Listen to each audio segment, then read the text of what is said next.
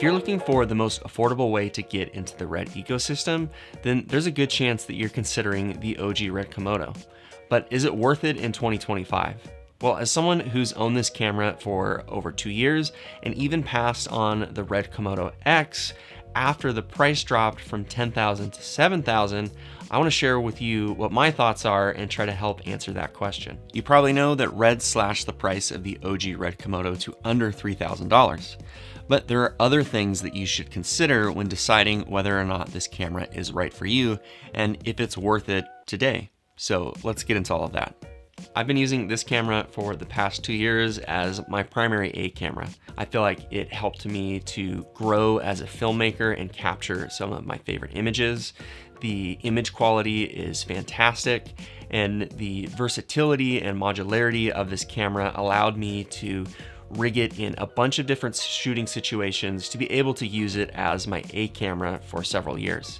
With the exception of weddings, I shot just about everything on this camera because of that modularity and versatility, and I couldn't be more thrilled with the images that I captured.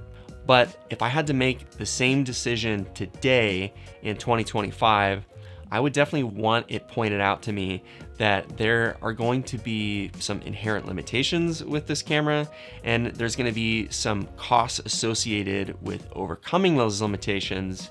But I think if you're aware of what you're getting into, you're going to be much happier if you decide to go this route.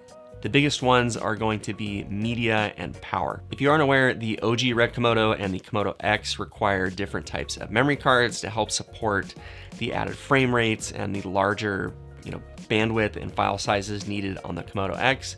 And ironically, the OG Komodo is the more expensive media. It's this kind of media, the CFast 2.0 cards versus the CF Express Type B. Now, the CFast 2.0 cards are more than double the price. This is a 512 gigabyte card, and I'm pretty sure it's the largest one that you can purchase new these days, and it's $400 versus 1 terabyte of this guy is gonna run you about $300. So if you want an equivalent amount of media, you're gonna be spending an extra $500 for every terabyte.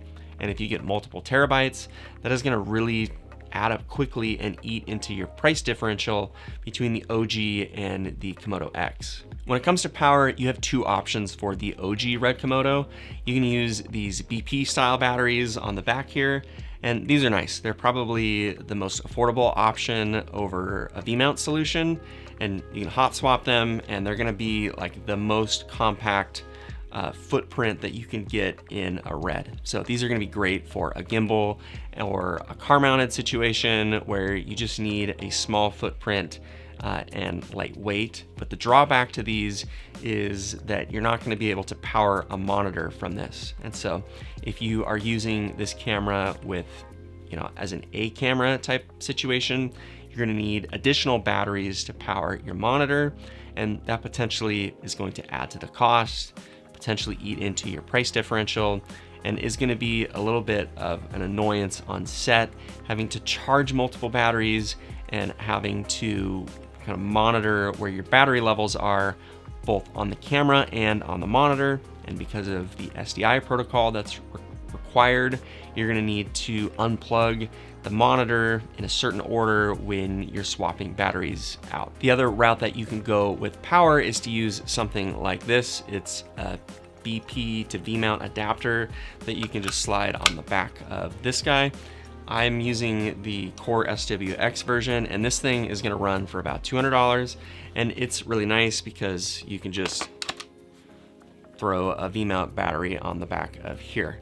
Now, there is kind of an added bonus because of the way that the plate sets this off of the camera. You're gonna have more options in terms of V-mounts that are gonna fit and be compatible. So this is a mini V-mount, and you can probably get it for a little bit cheaper than the newer micro V-mounts, but you are gonna have to spend $200 on the adapter to be able to use these things.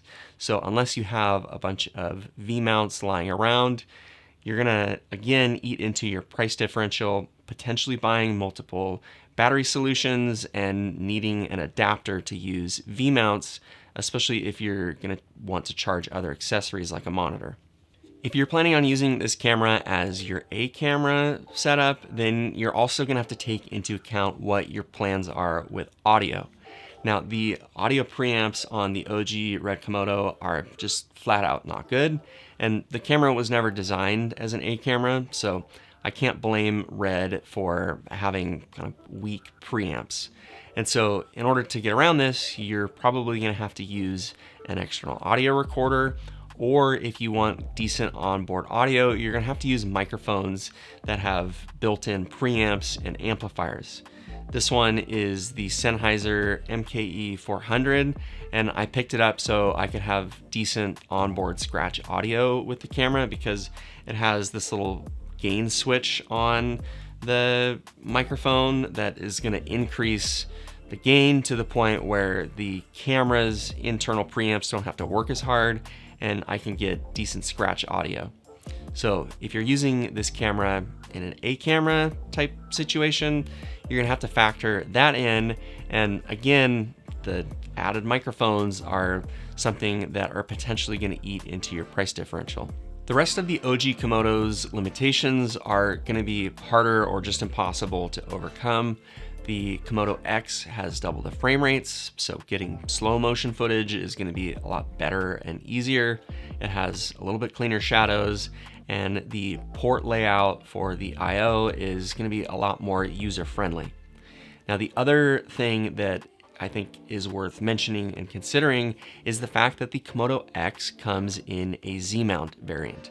Now, this opens up the possibility with an adapter of using Sony E-mount lenses on this camera system. So if you're a Sony FX3 or FX6 shooter and you're looking to get into the Red ecosystem for the most affordable price point, then I think you should strongly consider the Z-mount Red Komodo X because of the kind of limitations and the costs associated with overcoming them that we've talked about, but also because with a $250 adapter, you can use most, if not all, of your Sony E-mount glass on the Komodo X, and not needing to purchase a second set of lenses with this guy and using EF or PL glass that you potentially don't own for your FX3 or your FX6, I think is gonna save you the most amount of money in the long run.